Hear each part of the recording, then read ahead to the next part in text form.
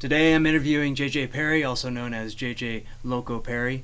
He's a director, he's a veteran stuntman and stunt coordinator. He's a veteran in the true sense of the word veteran as well, as he served in the Army. He's a Taekwondo martial artist, and he's a father and a husband.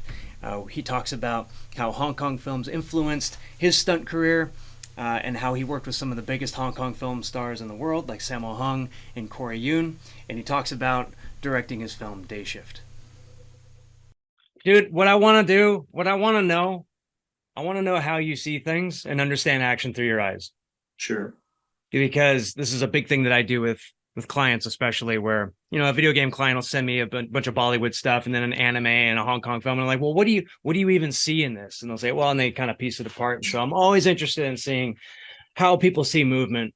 And so this would take me all the way back to, what was it that you were watching as a kid? And like, what made you culturally? So I saw Enter the Dragon in the movie theater in 1974 when it was released. My uncle took me. He also took me to see The Exorcist, and I've never been the same since then. I was probably 6 when that happened. But I remember seeing Enter the Dragon. I started Taekwondo almost a year later, but it really affected me. Like, there was something not just about how powerful Bruce Lee's screen presence was, but how explosive he was. The movie, in being in 74, I was 7. So, I was just a little kid, but it really, we saw it twice. I also saw Game of Death in the theaters when it came out. It was like 78 or 79, but it really spoke to me. And it's what started my love affair with martial arts. There was another thing I saw at the Super Bowl, and I think it was in 1975, where there was a Japanese guy that came and broke a bunch of ice in the halftime show, with his fist. I remember it took him a couple of tries, but I remember saying, I got to do that. And we started Taekwondo there very shortly thereafter. But it's because of my exposure at a very young age to martial arts that let me gravitate towards that, martial arts genre. And in the 70s, like 75, 76, 77, after Bruce Lee died, there was a huge influx of low budget Hong Kong films, as you well know from all the usual suspects, Shaw Brothers, and if you just know, everyone's seasonal, all the different groups are making. There was Bruce Lee, Bruce Lai, Bruce Le, Dragon Lee, and then there's some really good ones from that era too.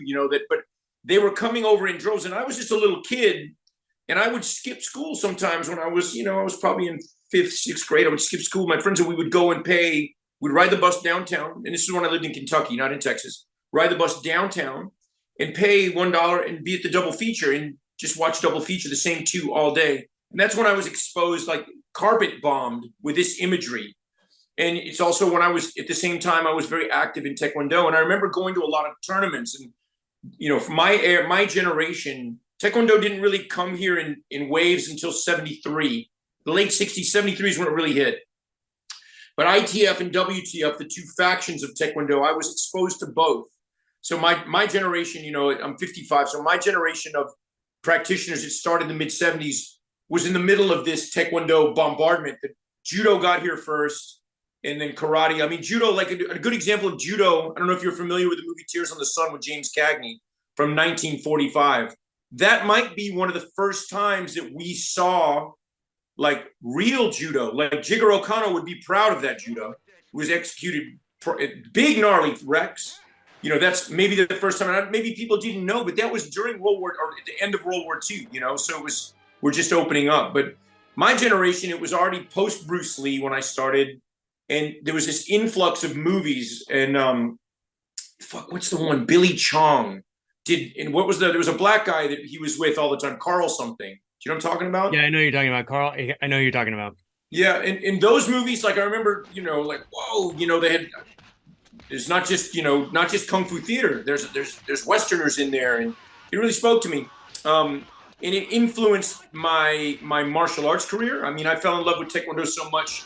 I competed all over the U.S. as a kid growing up. We didn't have a ton of dough. I was moving back and forth from Texas to Kentucky, and competing everywhere I could. I made a name for myself on the circuit. I joined the Army just so I could do Taekwondo on the elite athlete program. I went to Korea for that.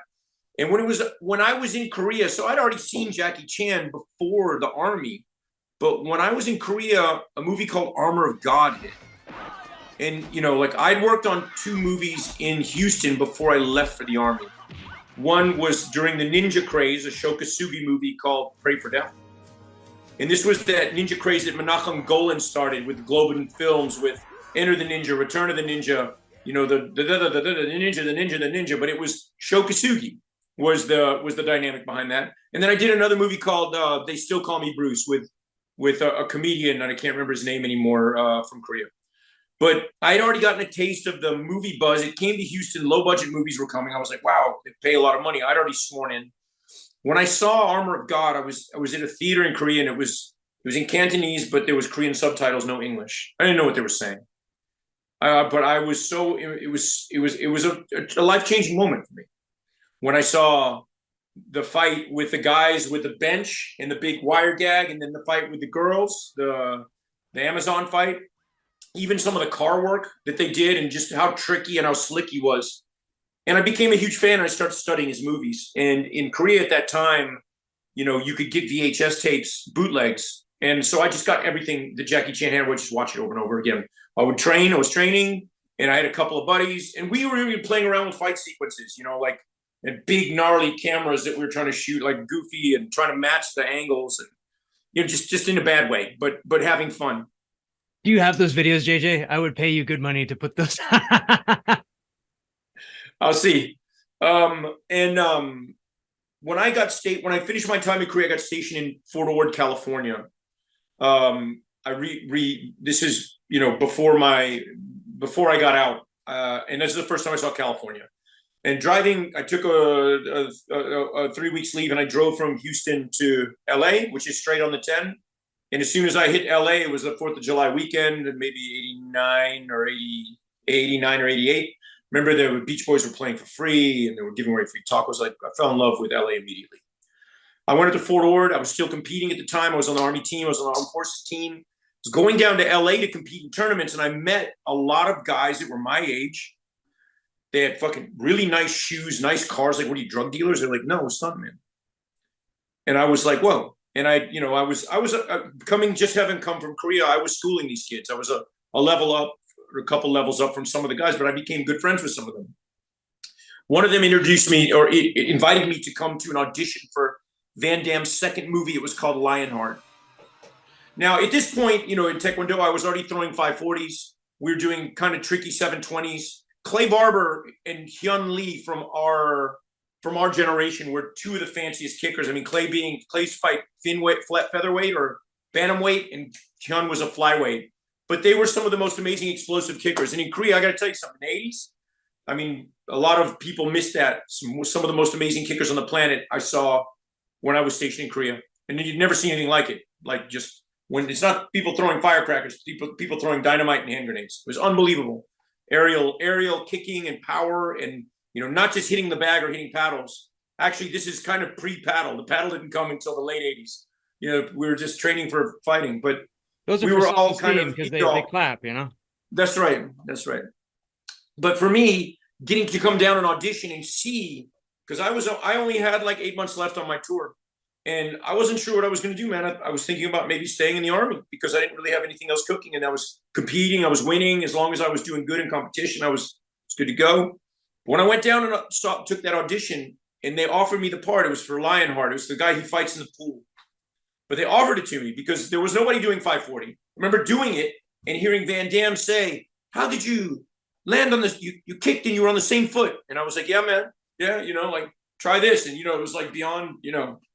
So I remember driving back to my base thinking to myself, oh, shit, that just happened. I couldn't believe it. Even my buddy, you know, that brought me to that audition was like, dude, that was crazy. So I got out of the Army and I moved to LA. And this is the reason I came here, is to get in the action business because I've been such a fan of it. And met Chad Stahelski like 2 weeks after I got here. So strange. I fell in with a really good crowd of people that also had this affinity for Hong Kong action. And when I say Hong Kong action, brother, I'm talking about the stuff from the late 70s to the late 80s, maybe even early 90s, you know, like, and then for me, it wasn't quite as special until Donnie Yen shows up later, you know, when he was But the stuff that Chan directed in the 80s, for me, that's all holy grail shit, bro. That's like, you know, for me, and Sammo Hung too, they were just, because they not just took control of the choreography, but they took control of the cameras and the editing. I mean, listen, we owe a lot more than people give credit to what they were doing in the 80s. I mean, you know, in general, cinema, you know, it was the same. Like, remember the fight, you saw the cowboy fights, you know what it is. And even the old Japanese movies, I love them. But it's not, there's something different about that 80s. It's something clicked in the 80s. And it's my favorite era, bro. That's my heyday, dog. Do you think that it plays a little bit more like a song than the Japanese or the Westerns? Because those are the Japanese style and the Western style at the time. It's kind of like two wrecking balls, right? Like one is going to kind of, and then one, but it's like with the Hong Kong style, it's like two guys run in and make a song. Yeah. And it's not, I mean, but I really believe it's a combination of people that were doing the action, were directing the action. So the action became the star. Does that make sense? In Hollywood movies, the directors then, not now, but then were so arrogant that they believed that they could do anything. And they didn't think that it's important. Like, oh no, you're gonna throw a punch, you're gonna tackle him. They didn't understand, you know, even after the Bruce Lee, you saw after Enter the Dragon when he died, there's a wave of, like in You Only Live Twice, or there's a couple of Bond films, there's a bunch of knockoff stuff that came out that they were trying to, but they didn't do it right. They didn't know how to do it. It was the 80s, bro, when Chan came, you know, the late 70s, the latest 70s. That's when him, Sammo, that whole crew came together, in my opinion, and took control of the direction. They directed it, they starred in it, they shot it, they cut it, and then they just, it was just all encompassing. And because it was their creation and it came from them, for me, that's what made it next level. And listen, they were doing shit back then where, like, now on these movies we work on, we can say, oh, let's just fix it in post. You couldn't do that back then. Even when I started in 90, you couldn't just say, oh, we'll fix it in post. You had to figure out how to do it in camera. Like, if there's a wire, you got to make sure the background is painted in a way that you can't see it in camera. Like, they've got to light it and background it in a way with whatever. You had to be clever. You couldn't just, you know, I think too much CGI makes for lazy filmmakers. And, you know, for me, it's always I don't want to knock the visual effects, because it's always an integral part of what we do. But I think it should complement the action, and the action shouldn't complement the CGI. We're not making cartoons or making action movies. But yeah, man, I would say that the Chinese had it mastered first, from my perspective. Bruce Lee starts this wave. Holy smoke. The only movie he directed was Return of the Dragon. You can see a lot of his philosophy. Dragon whips his tail. You know, like, I loved it. Because I'm sure we all admire him as one of the founding fathers, and also as a badass cultural icon, you know, all of the above. And a trippy philosopher, hippie type too, at the same time, that people probably didn't know about. You know, that I've got to talk to Chuck Norris and Bob Wall, the late Bob Wall, you know, Benny the Jet Urquidez. I met a lot of people that work with him, Jun Chung, people that met him, and I would always pick their brains about him. So he starts this wave, you know, and it's impressive. But you can tell that his filmmaking hadn't hit pay dirt yet. He only made freaking 4 or 5 movies, 4.5. Now Chan starts as a stuntman. He starts his background and works his way as stuntman. And I got to tell you something, like a guy that's come up in the stunt business for 20 plus years, when you're working on 15 films a year and 18 episodes of TV, you're just marching around from set to set, working with different directors and different crews. If you're woke, paying attention, which you should be, there's no way you can't learn a shit ton from these people. Chan had come up and took the stairs, crawled first, walked. He'd worked on probably 100 films. You won't find it on IMDb, but he probably worked on 100 films before he even acted in his first movie. You know, because they were churning out so much work after Bruce Lee died. They were probably doing, you know, 20-day shoots on a movie, and they were probably bouncing him and Hong and Sammo Hung and those guys. So you can imagine by the time they got their shot at it, they were so good. Because I've got to work with a lot of the Hong Kong people. Like, I worked in Hong Kong the first time in 97. There's Corey Yun, and then Richard Yun, Yun Tak, Yun Kuei. Listen, there's so many that I got to work with, and I was so grateful. I gotta tell you, it's not easy working there back then. They was hard on you. Like they'll be yelling at each other in Cantonese and figure out a couple moves, and you had to watch because they were gonna say, this is you right here. And then you gotta jump in and you gotta get it. Or they'll be like, and they'll talk shit, like, and you feel like a dick. And so you had to be on point, and it's tough love there. The Cantonese and the Chinese, they're hard on one another. Like it's like you're expected, if you get wrecked, no matter how hard, get your ass up, unless you're done. It was tough love, and it was tough. I remember Corey Yuen told me, JJ, you're gonna do a weeaboo stunt. And I was like, what's that? And he goes, after stunt, weeaboo, weeaboo, weeaboo, weeaboo. And I was like, oh, cool. He said, don't worry, I got a Russian boy who looks just like you, can replace you. Never forget that. Never forget that. But listen, so in my estimation of the Hong Kong film market, they shot so many movies from the 60s and 70s. Like, I don't know where Wong Fei Hung movie, the TV series, was shot. I don't know if that was China or Hong Kong back in was it the 60s or the 50s? I don't know. Oh, you mean the Kwan King show? Yeah, the black and white one. Yeah, late 50s. That was also, you had Sek Keen from Enter the Dragon was in that. Yun Siu Tian is the drunken master himself. A beggar. So yeah, all those guys came from that. And they're all opera guys. And it's I know, and for me, it's like you got these. Strangely, I started martial arts when I was 7. But those kids probably were put into that opera school younger, and it's not like where I did Taekwondo. My master would whip us a little bit, but not like those opera houses. Those kids got beat like dogs, and tough love, man, tough love out there.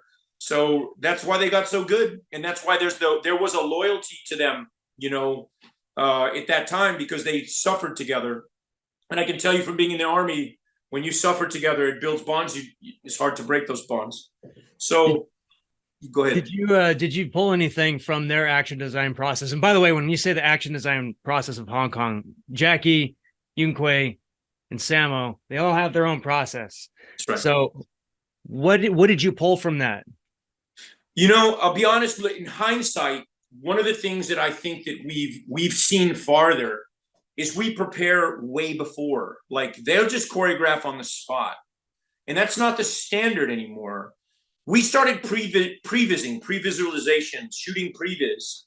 My first experience with an elaborate pre-vis was on the movie The Rundown with Dwayne Johnson, working with Andy Chang, who's a dear friend of mine. And he was Jackie Chan's double, Hong Kong Taekwondo guy, Texas Taekwondo guy. Of course, we're brothers. Love him. And the pre-vis was so elaborate on that show with all the wire work, because we shot everything and they shot the movie exactly how we shot it.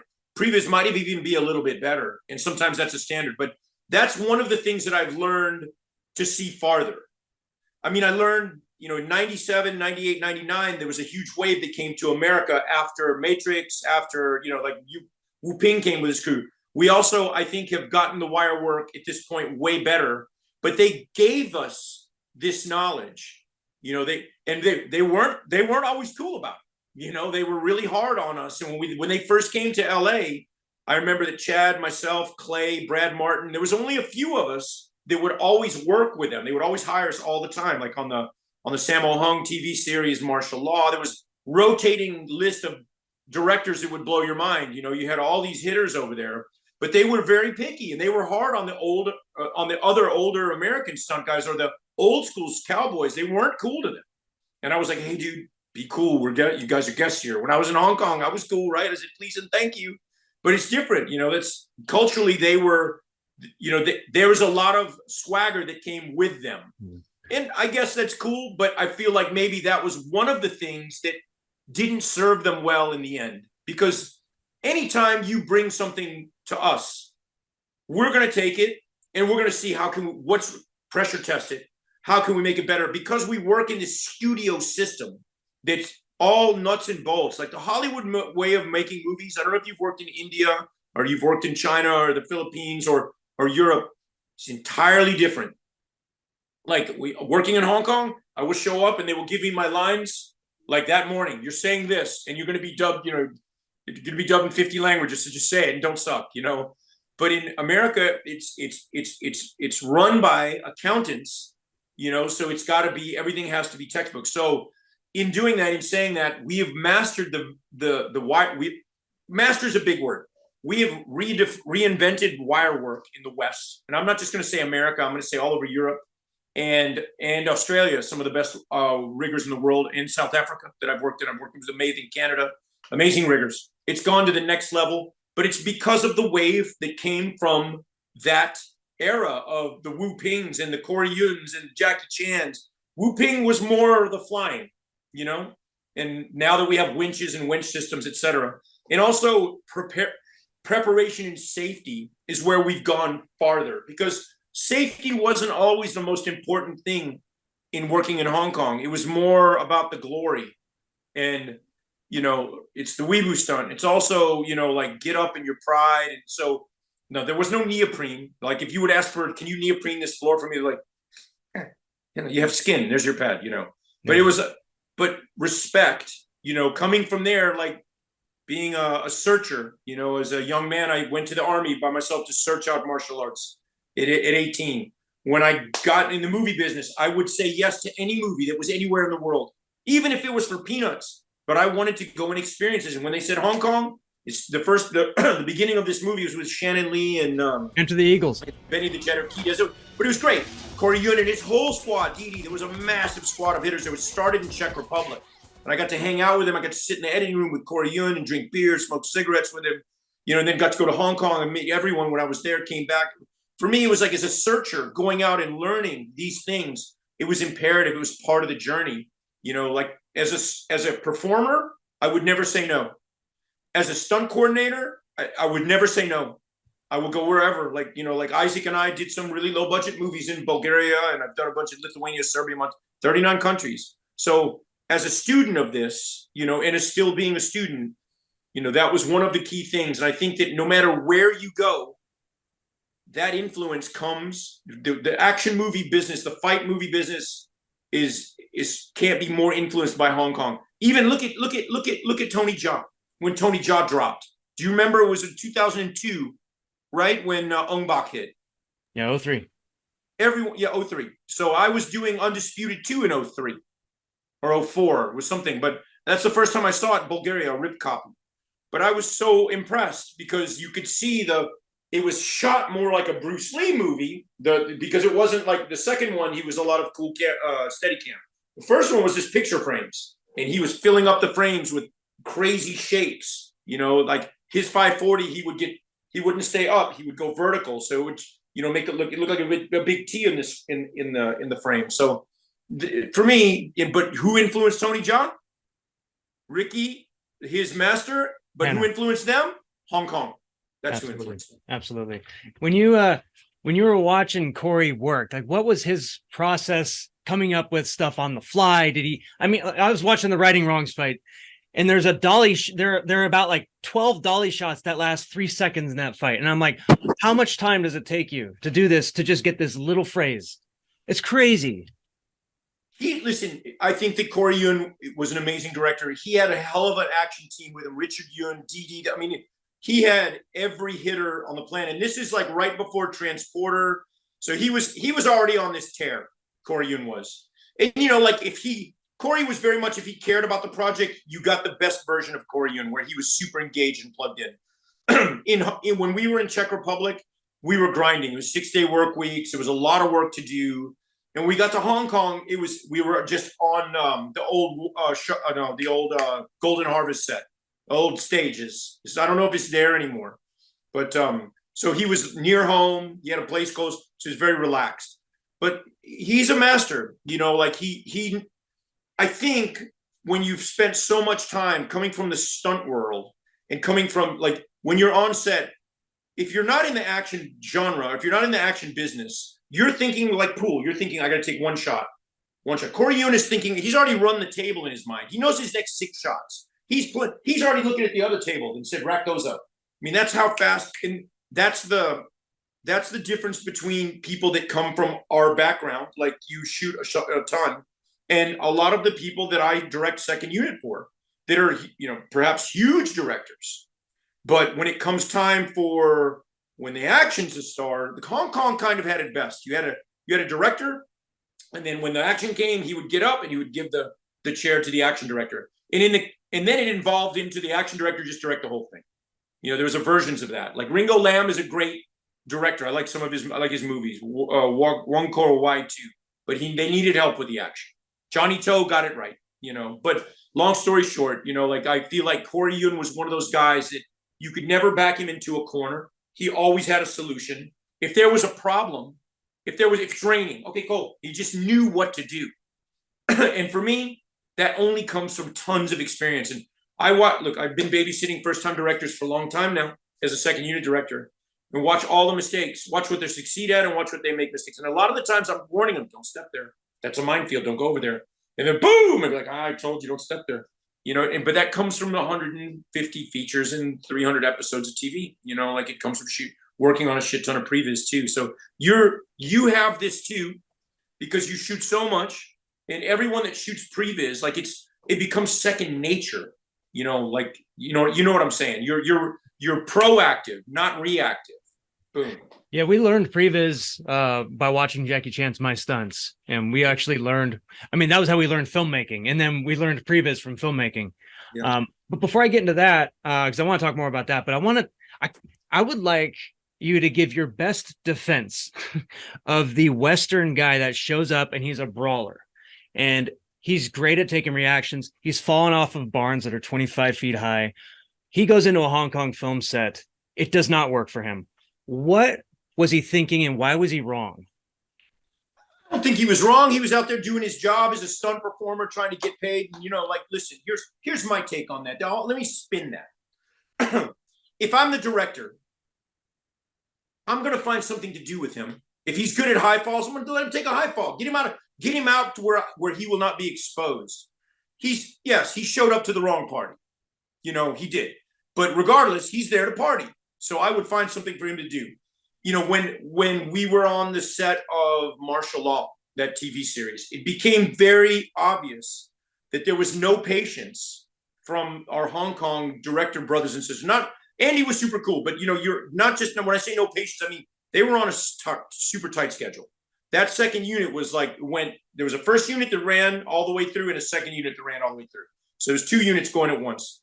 But there was no patience. Like, you needed to get that right, or they were going to take the jacket off of that guy and put it on me, or put it on one of the brothers. Like, you got a couple tries, and you'd be like, okay, jacket, give it to him. You know, like Clay, JJ, Chad, somebody, they put the jacket on, now down. So there was no tolerance for that. And it comes from them working. I feel like that Hong Kong machine they were making so many movies in 20 days or 18 days, 7 days a week, you know, 18 hours a day. There's just it's just a pace that, you know, in the West we have unions where you can't. But I like going over there. It's almost like fighting over your weight. When you come back, everything else moves slow. It's like when I lived in Korea for a year and trained. When I came back to America, everybody was in slow motion. Everybody's moving at 48 and I was moving 22, baby.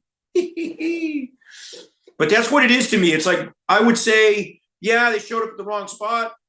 And, you know, it's very specific. You know, like wushu, you know, like when I was a kid, I was not as familiar with Chinese martial arts. There was a lot of Chinese martial arts, but I don't know if a lot of it was real, because I feel like every time I'd go to a tournament, I'd see somebody that just saw monkey style, you know, and then all of a sudden he's doing monkey style. I just saw that double feature. Now he's doing monkey style, you know.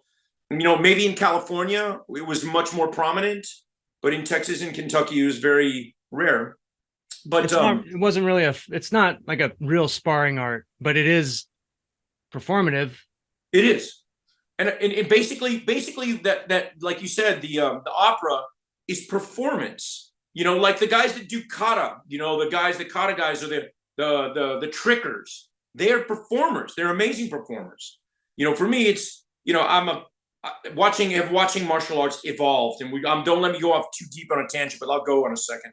But, you know, as somebody who's been a spectator and a chronic observer of the world in martial arts, especially my first love, Taekwondo, but watching how everything evolved, you know, like through movies, through exposure in the media, you know, being a part of that in the 70s, American point fighting. I wasn't a great point fighter. I used to compete in Taekwondo 3-minute rounds or 3-2-minute rounds, like, you know, like continuous sparring. But I would go to point tournaments, and then PKA kickboxing, 8 kicks per round and no leg kicks. And, you know, I was part of watching this wave, and then all of a sudden Muay Thai shows up. You know, you see ninja craze. Then Muay Thai comes, like blood sport. Everybody wants to do Muay Thai. Everybody's a Muay Thai master, and watching all of martial arts evolve. And it wasn't really until 92 when MMA dropped, when the first time I saw UFC, that I was absolutely convinced that this is going to, and I think it's made martial arts, like real martial arts, evolve more. People say it dissolved. No, I say no, make it evolve more than it did in like 600 years probably,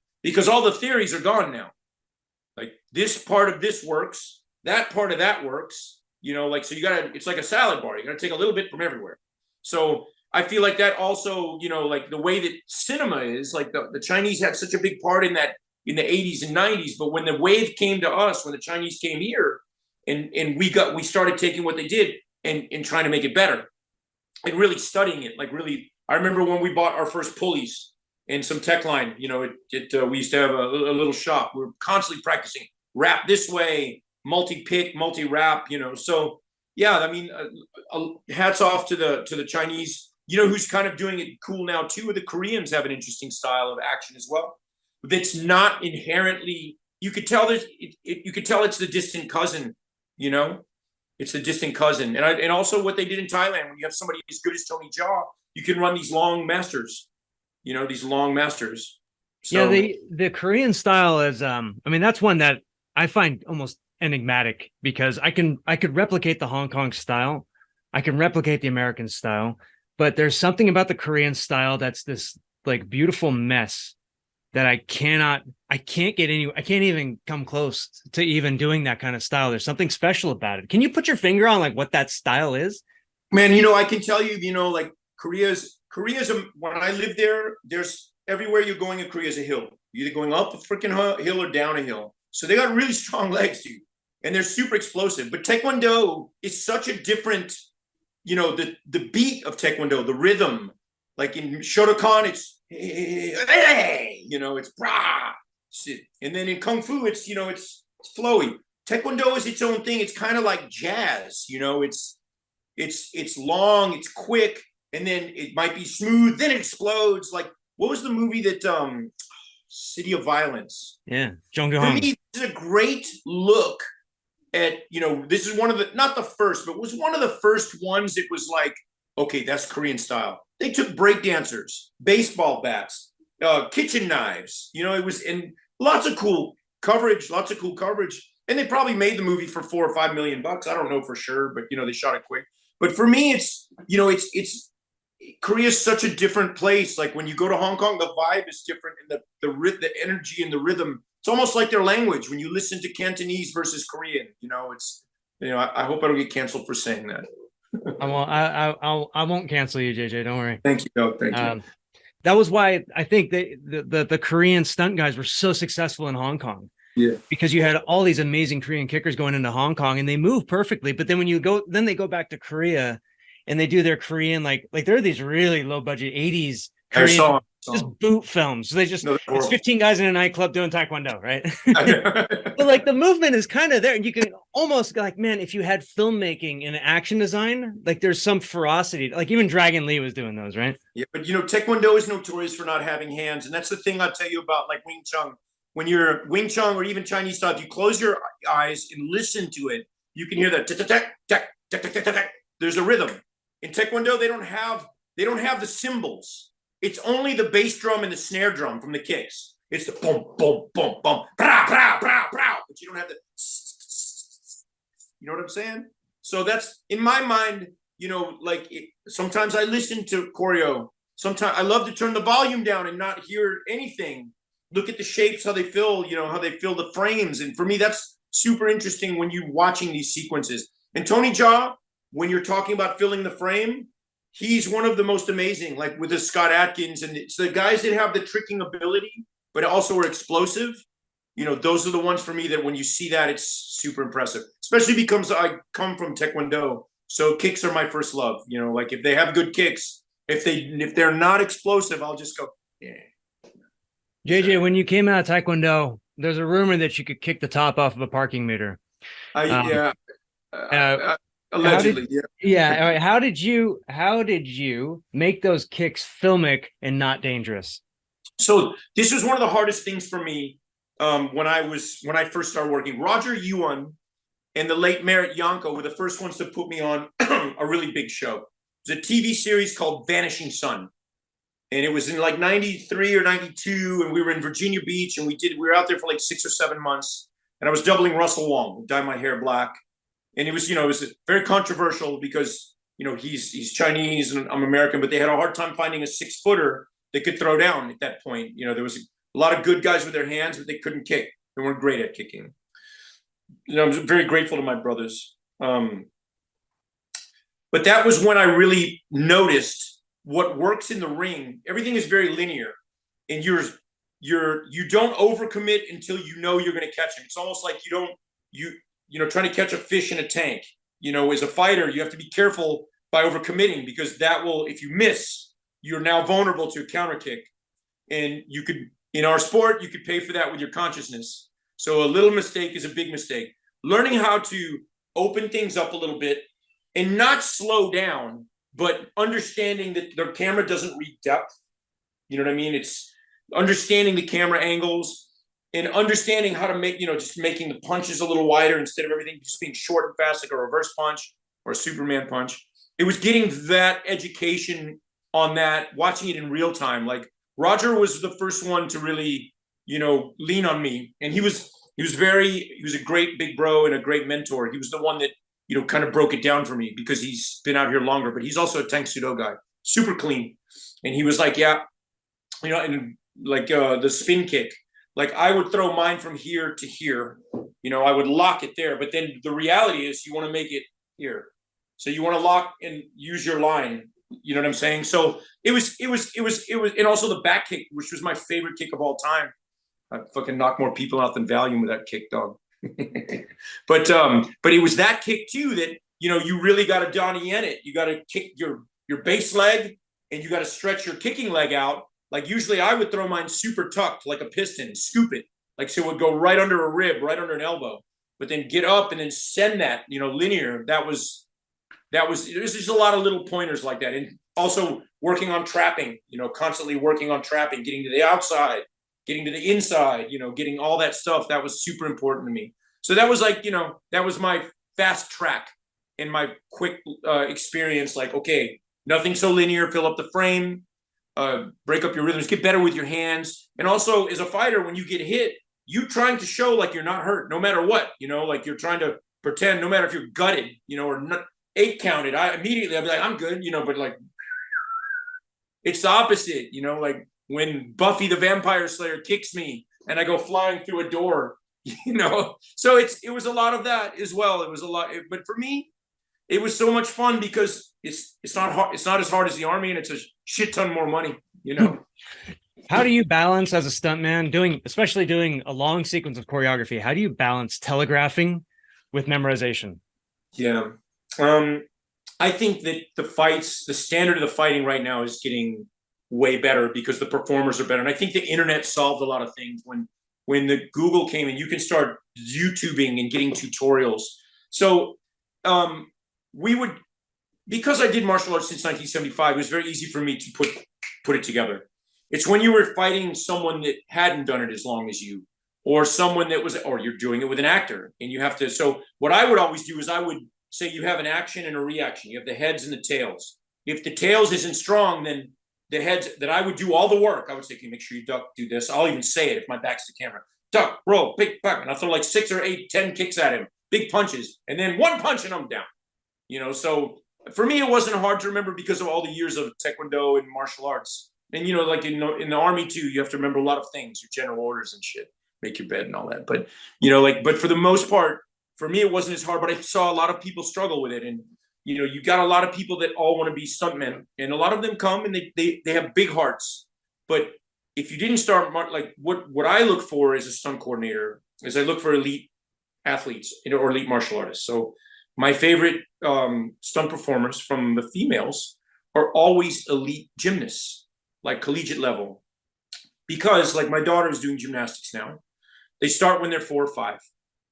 They've been getting their hands peeled up on the bars and getting no love from their coaches, getting yelled at. They have to train, put in 20 hours a week. So in the moment of truth comes big gag. just like hitting the vault. They have to run, and everything they've done in the last 6 months lands on the 2 seconds that they're going to run down this thing and hit the vault and land it, whether you do or you don't. All that training. It's the same thing when you're in that moment of truth. And there's no lying in that moment. And for me, that's a big part of why I love being a stuntman, because I found that moment of truth a lot in the Army as well, and a lot in the ring. Like you're facing yourself. So for me, those performers, elite gymnasts, elite martial artists, drifters, drift car racers, elite motorbike, dirt bike, elite wingsuit, whatever. I always try to find the ones that competed in their sport, because that means they understand pressure, not just show up and like, oh fuck, well I can't do it that way. There's fire over there. Oh my God, no, there's. So I that's what I look for in a performer. Do you think that stunt performers can learn something from actors? Yeah, absolutely. I think, look, man, I got to tell you, like, I wish if I'm in your movie saying a line, it'll be straight to DVD. I'm the kiss of death, bro. Like the bottom, remember Blockbuster? The bottom shelf was all the movies I ever said something more than, ow, ooh. But the answer is yes. You can absolutely learn, because, look, I used to think acting was easy. It's easy to just say whatever, but it's not. They have to bring, there's a lot of studying and a lot of work that comes with that. And I think that as stunt performers, now the lines are more blurred on stunts and acting, because you have Instagram and you have YouTube. There's stunt actors now on YouTube. Like, you're a product of this, Eric. This is how I met you and I find out about you. I was a fan of your shorts. You're a martial arts stunt performer that was starring in his own shorts, and we all were such big fans. So for me, those lines are blurrier now, and I feel like this generation, you and post you, are way better at that than we were. That's very kind of you. I think I still have the email that you sent me. You sent me an email like in 07 about Contour, and it was one line, and I think it said, "I saw Contour, hell yeah, bro," and a thumbs up. And I was like, I made it. I think I was at Comic-Con at the time when you sent that to me. I was so happy to get that, and I knew then I was doing the right thing. No, man. Of course, it would be another like 6 years of difficulty trying to do that Hong Kong thing, and I knew too that at that time, the Hong Kong wave had kind of passed, hadn't it? Like there was something that changed. Yeah. So when they kind of, I won't say they wore out their welcome, but they didn't make a lot of friends in Hollywood because they charged a lot of money. And the quality control started to go down a little bit. I would direct you to a few, and I'm a Jet Li fan, but there was some Jet Li movies that were made that they weren't great. I don't know, he was playing football in one of them. I don't remember, but there was some, it wasn't just that. It was a lot of them. They were getting paid a ton of dough, and it became very apparent that we could do it. We can do it. We can do it too. Question was, I think there was that period in that, in the early, I call it the spillover period, when the Hong Kong guys all came over during the handover, even Chinese guys, right, Jet? And there was this style in America, which was the golden era of martial arts cinema in the West from like 97 to 02. And then suddenly it was like, there were these terms getting thrown around like, we don't do shoe leather anymore. And I remember that. And I remember at first being butthurt, but then realizing like, oh, wait a minute. No, this is not Hong Kong. Like something has happened and I need to get with the program. One of the nails in their coffin was when the Bourne movie hit. Bourne, and I'm not a fan. Like my bros worked on it too, and I'm a huge fan of all the bros that worked on it. They're badasses. But when you take 9 cameras and your handheld and you start smash cutting everything, but that was one of the things. And I'll tell you, when I went to go do the very first Wolverine, they showed that to me. They were like, "This is what we want the Wolverine fights to look like." And then I did this. I picked up the computer. I said, "You mean you want to look like this?" And they were like, "Oh, you're a smart ass." But that's what it is. Like if you, it's bullet point. It's phone in the neck. Pen in the arm. So yeah, there was a period there when I feel like the Hong Kong guys were not outed, but they definitely were. They definitely weren't getting called as much because we were starting to do more of it. And then things like that Bourne thing hit, which changed. Like we're like, oh, we don't want to do this anymore. We want to do this now. And that's around the time for me. It was like when Ong Bak hit, and then the second one was Tum Young Gung hit. Like super stoked. And that's like, I think it was 2003 or 4 when I did Undisputed 2. We were trying to do something. We were trying to do because we were watching a lot of Pride back then, the Pride tournaments where people getting kicked on the ground and my look, I mixed. I'm not gonna lie. I just took lucha libre and some sambo moves from the Bulgarian guys and mixed it with taekwondo and boxing. But like Mike Jai White is legit, bro. Like that dude is legit-su. He's gnarly, and Scott Atkins is legit. I mean, those two are like two apex dudes, and I'm talking about like 2003 when they were. I mean, they're not old because Mike is 12 days younger than me, and he still looks like God made him. Took a whole day to make that one. But they were in their prime and they were super freaking hungry. And, we want to do something different. But that time, there was right. When did Donnie Yen do, what's the one where he did MMA? He was choking Flashpoint, people. 07. 07. So we did that one a little bit before Donnie did Flashpoint. But when I saw Flashpoint, I was like, now that's clever. And I think Donnie has been very good at, seeing what he's got his finger on the pulse of what the Asian market will love. You know what I mean? Like Flashpoint, I don't know how, unfortunately, things in our country and in my business are judged by how much they make. And this is I'm in that studio system. But that's, for me, that's not the measure. Like for my enjoyment is, as a viewer, I do it. I loved it, I thought Flashpoint was off the chain, and I thought he really took it to another level. And I've always been a big fan of Donnie Yen for being ahead of that. Great martial artist, amazing taekwondo, kung fu. His mom was one of the first people to bring. Bao Sim Mark was one of the first people to bring wushu and Tai Chi to Boston, I believe. And I've worked with his sister before. I've had a couple great interactions with Donnie. I'm a huge fan of his. But yeah, what he did on Flashpoint for me was a bit of a game changer. I thought I was like, whoa, that's killer. We tried hard, but it just didn't get out there the same way that Flashpoint did, because I feel like our movie was $3 million and we shot it in 28 days in Bulgaria. But I felt like Flashpoint was probably a bigger budget. They shot for 2 months on the finale. I know it. Yeah.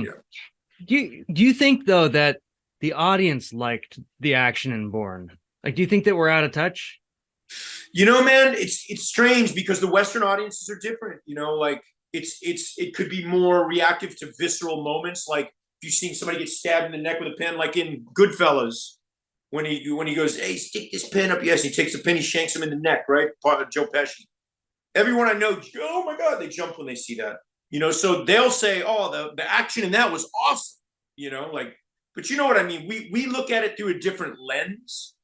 And action it's like food. Some people like the way carrots taste, some people the way broccoli tastes, so as a guy that, like, I used to hunt when I was a kid too, knowing what my target market wants is my job.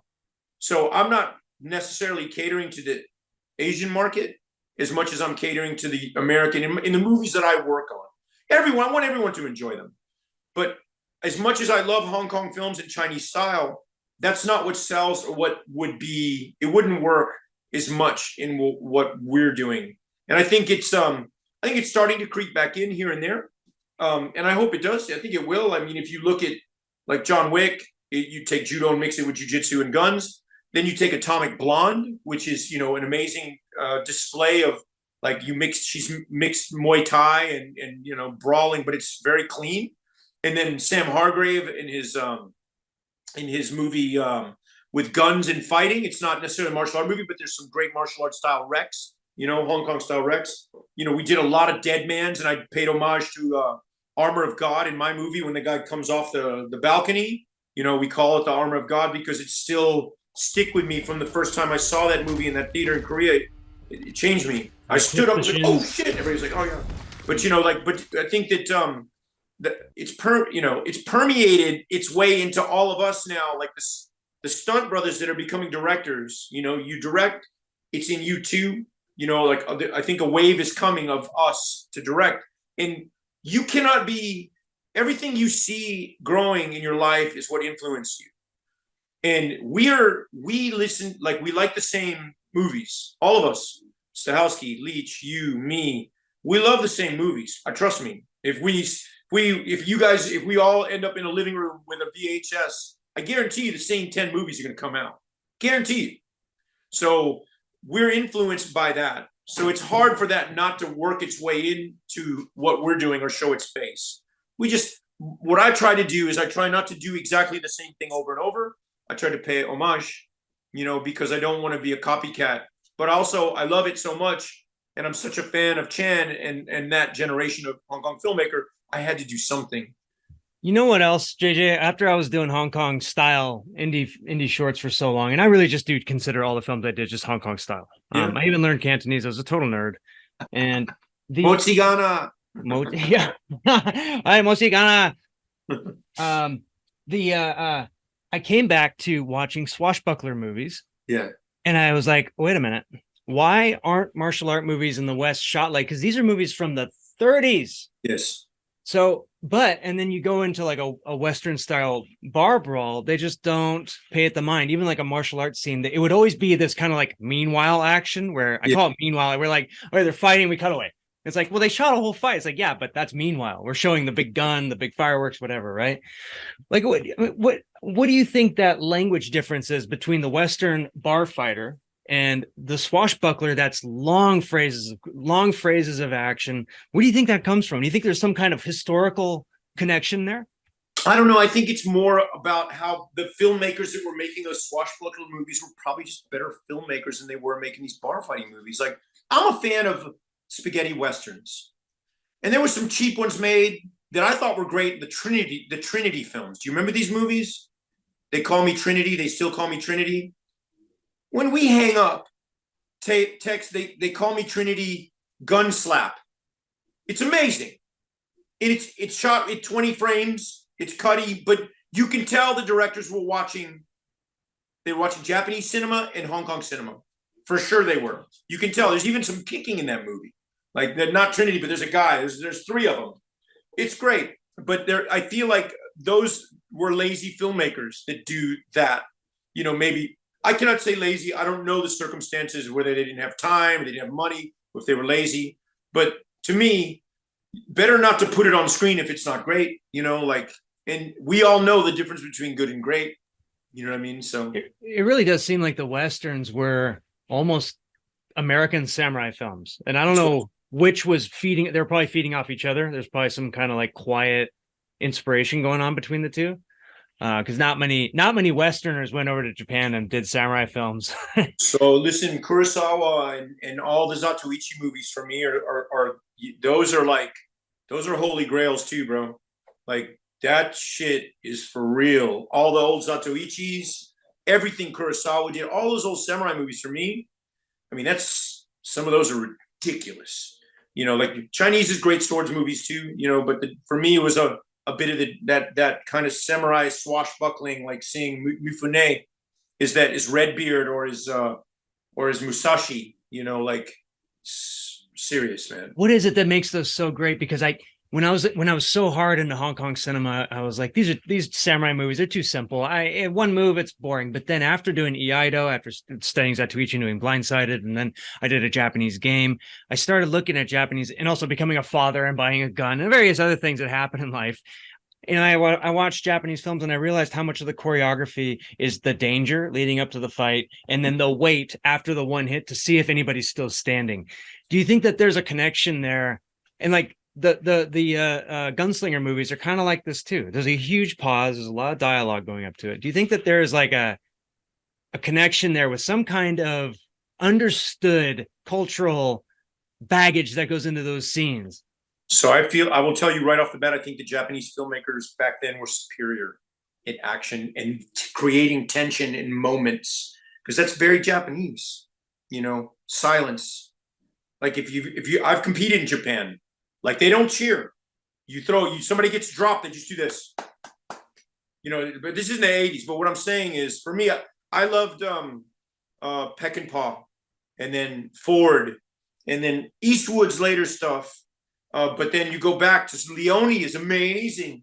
But Leone was watching Kurosawa, bro. And vice versa. So for me, that's kind of the gold standard. There was a lot, like, look, I love John Wayne because my grandfather loved him and I grew up watching him. But the movies weren't great.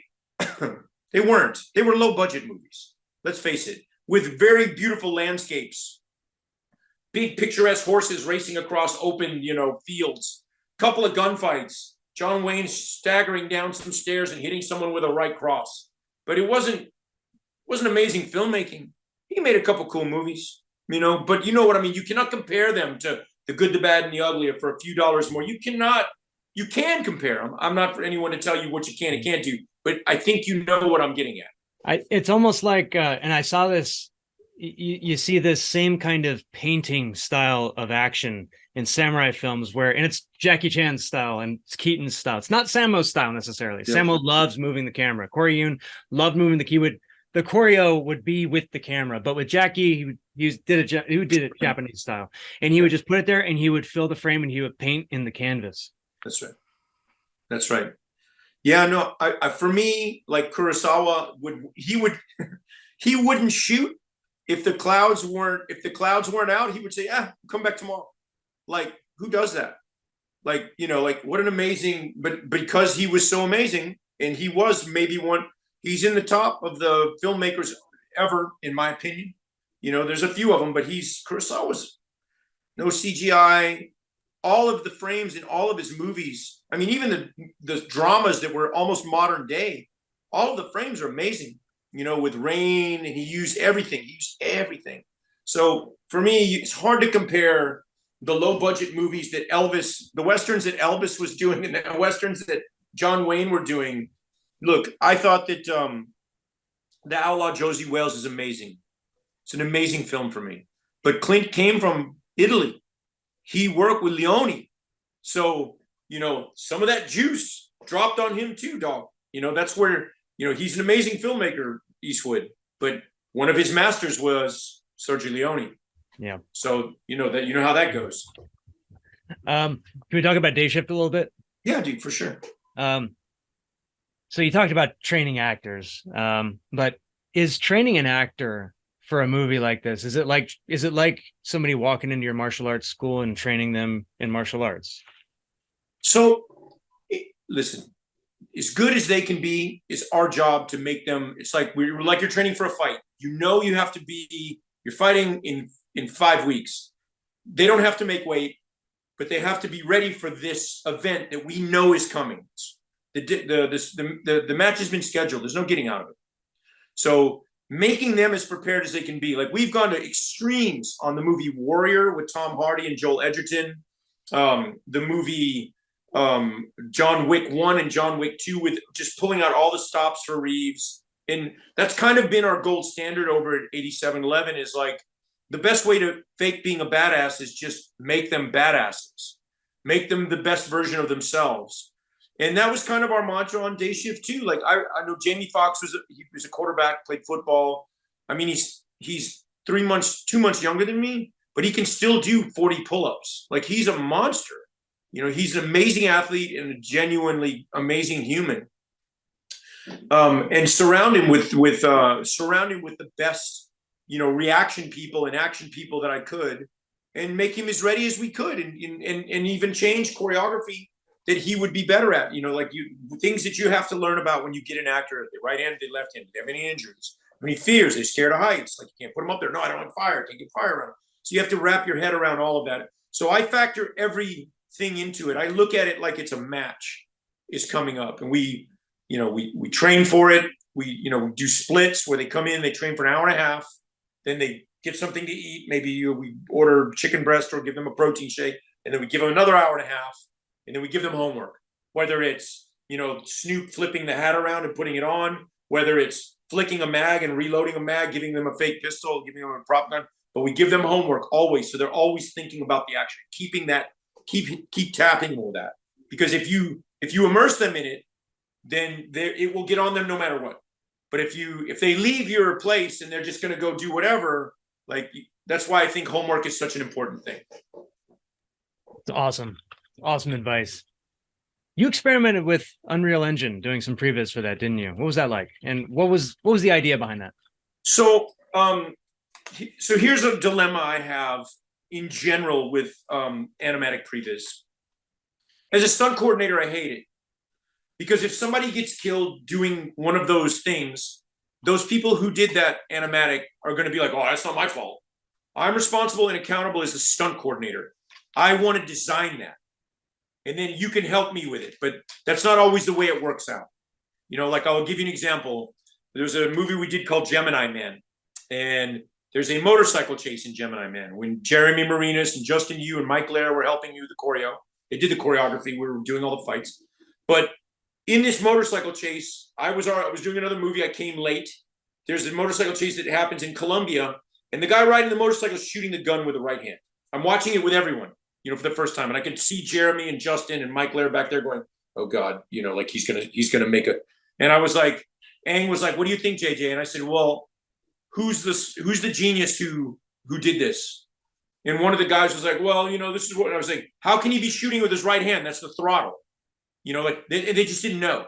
So I kind of took, but as a director, I understand the importance of this tool because I couldn't lock up the streets of Colombia to do this. So for me, as a director, working with that team, because what they don't know, if they don't ride motorcycles, they know it'll take you, you know, 300 feet to get up to speed. And then you got a 6 or 8 seconds of shot that you have to do. Then you have to slow down before you go off this bridge. So there's a lot of things that they don't know when they're doing Unreal Engine. But again, like I'm a fan, it's technology, I understand it, but I also understand that we made movies without this tool before as well. I think that tool is super important when it comes to vehicular work, aerial work. If you're, you know, doing something with monsters going through a city, I can build boxes. Like I can make, look, this is a skyscraper. Look, I was a skyscraper and I'm down. But you know, it's not as cool as if we do it in Unreal Engine, and also you can find the shots. So I had a young man come help me. We did a motorcycle chase in the San Fernando Valley. And there was one particular area where I needed one of the motorcycles to flank the Bud's truck and another one to wrap around. They were chasing him. And one of them was going to go through a restaurant, which we ended up going through Jam, the old Jam in Reseda, to pay homage to all my brothers and sisters at Jam. We ripped through there, and then he gets smacked by a car. But I knew what I wanted to do, but I wanted to play with how to sequence that and how to lens that. And we talked about bike mounts, camera mounts, how are we going to wrap around? I got the drone up here, you know, like, so getting to that opportunity to sit and do that. I'm actually doing it right now on a movie I'm working on called Back in Action. I'm working with the animation, with the visual effects team right now, doing pre-vis for a huge motorcycle chase on the Thames and a boat chase. And then we jump into the Thames and get on a boat. So they're not going to let me do that in London. So it's, for me as a director, I'm grateful for this tool, but I'm very picky about it when I was a stunt coordinator because of the responsibility and the accountability. And those are my men and women out there doing those dangerous things. And if I'm not developing that or coming up with that or R&D'ing that, I don't want that decision made for me. Does that make sense? Yeah, absolutely. And it seems like an important element to doing these Unreal and 3D animatics is to actually have a stunt person or a coordinator overseeing it and kind of going back and forth with the 3D art. Because a lot of the time with that stuff, you know, if someone had said, "Hey, he can't be using his right hand to shoot the gun," the 3D artist would just mirror him and say, "Oh, then it should be this," and it's like, that could have been solved in 5 minutes. But you know, but in my mind, that was quite telling because I spend a lot of my life doing car and motorcycle chase. And to be honest with you, now I have more fun shooting those than I do fights because you get to lock up a city, like lock up Edinburgh, Scotland. We get to lock up London. Got to lock up Paris, France recently. Like locking up cities, bro. You know, and shredding at 80 miles an hour and blowing stuff up into the air. Dude. Woo-hoo!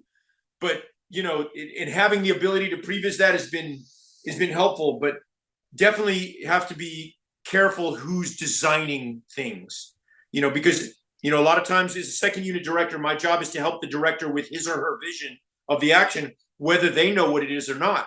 If they don't know, I'm trying to help them find it. But what's scary when they don't know, they start asking everybody, "Hey, help me with the action. Help me with the action." That's where you have to be careful, because when you got people piping in on what should happen that aren't responsible or accountable, like one of my favorite things to say to a bad idea is like, why don't you go on the record? Because I'm going to remind you of this conversation while we're under oath at the deposition. Heads up. You know, like that immediately airs them out and they go, whoa, wait a minute. I don't want to be. When as soon as you share the blame, nobody wants that part. Everybody wants to come to the party, but nobody wants to do the dishes. You know what I'm saying? JJ, one of the reasons I loved Day Shift so much is because you have two themes in there that really hit home with me. One is the union, but I don't want to get you in trouble with SAG-AFTRA, so we'll just talk with the with the other beautiful theme in that movie, which is fatherhood. And I'm a father. You're a father. Clayton's a father. I look up to you guys as father figures. Um, how do you? What's fatherhood like when you're a stuntman, stunt performer, director, working on the biggest movies in the world? Man, it's been very difficult. My daughter is the best thing that I ever did. I didn't even know what I was doing here until I was 45 when she was born, but I had no idea what I was doing here still. When she came, I realized I've been put here to be her father, not to be a stuntman or a director. But for me, when she came, I was at the end of my stunt career. I mean, I'm 55. I have to get this replaced soon, the left one and my left hip. I've spent it, like when I'm gone, they're not going to be able to donate any of this, bro. You're going to have to burn this one. But I'm super grateful, Eric. I never thought I would be doing any of this, man. I thought I would come out here and I would try this in '90 when I got out of the Army, and I was going to blow it for sure and be back in the Army in no time. And I got very lucky to fall in cahoots with the likes of, Chad Stahelski and Dave Leach. And then, of course, my old friend Clayton Barber that I go back to the early 80s with his kids, Tim Conley, this whole crew of people I started with. And then this whole crew of people that I'm like Stunts Unlimited and, 8711. And I've got this amazing team that's always with me now, and Justin Yu and Troy Robinson and Michael Lair. And I just have all these amazing people around me. So, being a father and being a part of all of these things, I would tell you that my life was not great when I was a kid. The best part was Taekwondo.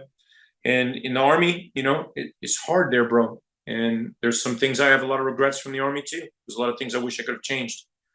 But the best part of my life is started when I was 45. And that's 10 years ago.